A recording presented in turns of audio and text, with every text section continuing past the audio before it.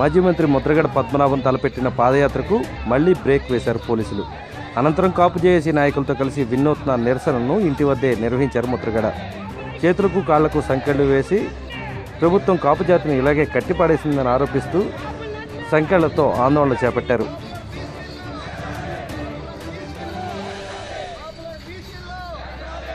మధ్యాహ్నం భారీ ఎత్తున తరలివచ్చిన మహిళలు ఉద్యమానికి మద్దతుగా నిలిచారు.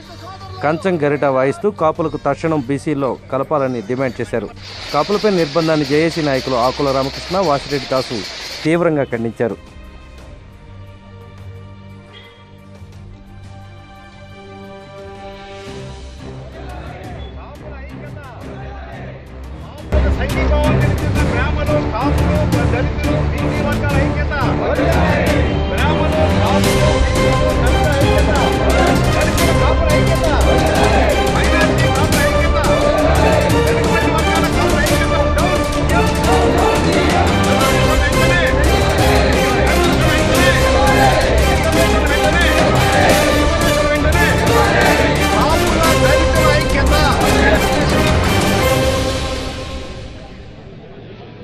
ఈ ప్రభుత్వ నిరంకుశ వైఖరికి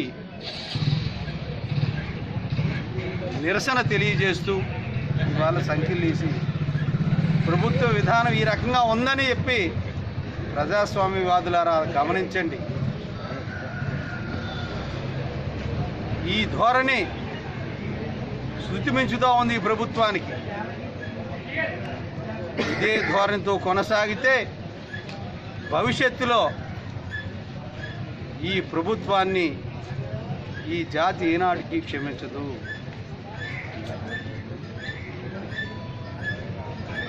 ఈ పాదయాత్ర మాత్రం ఆగదు, ఆగే ప్రసక్తే లేదు. ఎన్ని నాళ్ళు నిర్బంధించినా సరే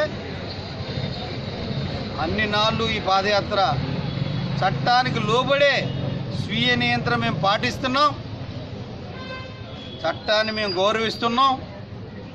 కానీ చట్టం మీద ప్రమాణం చేసినటువంటి వ్యక్తులు, చట్టం మీద ప్రమాణం చేసినటువంటి రాజ్యాంగ వ్యక్తులు, ముఖ్యమంత్రితో సహా ముఖ్యమంత్రులు కానీ, మంత్రులు కానీ, ఉన్నతాధికారులు కానీ చట్టాన్ని పరిరక్షిస్తామన్న చెప్పిన వ్యక్తులు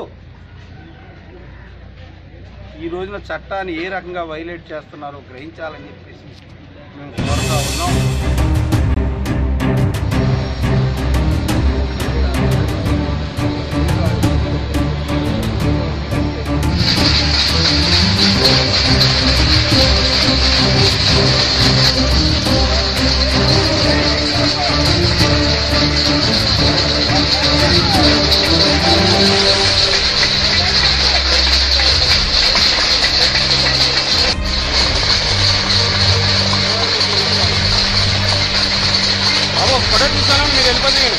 కాళ్ళ రాస్తూ మా జాతిని అవమానపరుస్తూ మా సంఖ్యలు వేసుకుని ఈరోజు నిరసన తెలియజేసి రాష్ట్ర ప్రభుత్వానికి ఇప్పటికైనా కళ్ళు తెరిచి ఇచ్చిన హామీ మీద దృష్టి పెట్టాలని మేము తీవ్రంగా ఖండిస్తూ ఉన్నాం.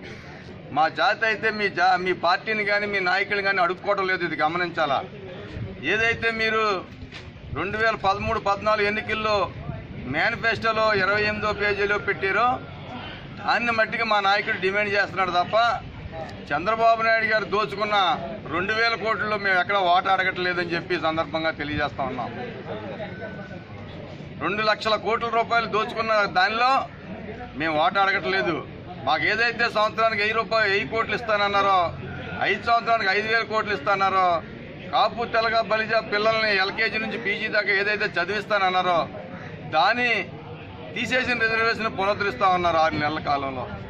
ఆ హామీ అయిపోయిన తర్వాత మళ్ళీ 2016 జనవరి 31 సభ తర్వాత ఫిబ్రవరి 8వ తారీఖుని మంత్రి గారు, రాష్ట్ర తెలుగుదేశం పార్టీ అధ్యక్షులు కూడా వచ్చి రెండోసారి కూడా హామీ ముద్రగడ పద్మనాభం గారికి ఇంటికాడ ఇవ్వడం జరిగింది. దాన్ని కూడా మర్చిపోయి ఇప్పటికీ వాళ్ళు ఇచ్చిన హామీ 7 నెలలు 23 రోజులు అయిపోయి మళ్ళీ సంవత్సరం ఎక్స్ట్రా అయ్యింది. సిగ్గు లేకుండా మంత్రులు మాట్లాడుతూ ఉన్నారు. మీరు సిగ్గు తెలుసుకోండి. ముందు మీ క్యాబినెట్లో కానీ మీ చంద్రబాబు నాయుడు గారు కానీ మీకు ఏమైనా గౌరవం ఉందా లేదా అది మీరు ముందు చెప్పాలా.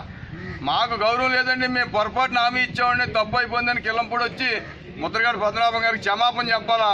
ఈరోజు కేంద్ర రాష్ట్ర మంత్రులు అని చెప్పి సందర్భంగా మేము తీవ్రంగా ఖండిస్తా ఉన్నాం.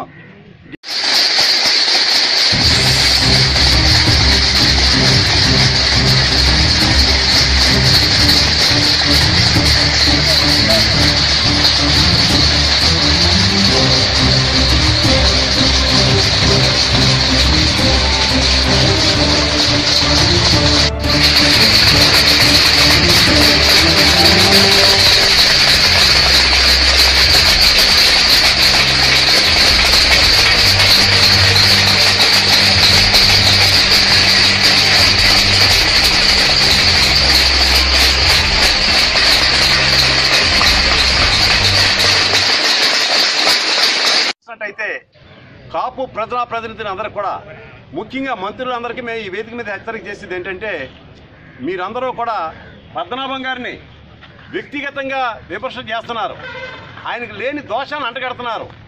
మేము కనుక మీ వ్యక్తిగత జీవితాల గురించి చెప్పాల్సి వస్తే మీరు చాలా అవమానాలు పడతారు.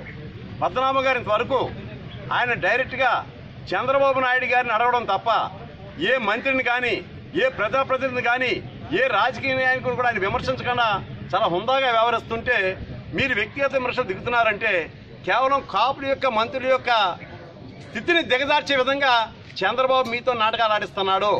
మీరు వ్యక్తిగతంగా విమర్శ చేస్తే మేము కూడా వ్యక్తిగత విమర్శ చేయడం వల్ల ఎవరు అవగాహన పడతారో కాపులందరూ కూడా దిగజారిగా సమాజం అందరితో కూడా చీ అనిపించుకునే పరిస్థితి వస్తుంది. కాబట్టి దయచేసి మంత్రులారా వ్యక్తిగతంగా మీ మీద సంబంధించి నారాయణ గారు, ఉండవల్లి అరుణ్ కుమార్ గారు అనేక విషయాలు చెప్పారు, గంటా గారు, ఉండవల్లి అరుణ్ కుమార్ గారు అనేక విషయాలు మీ గురించి చెప్పడం జరుగుతుంది.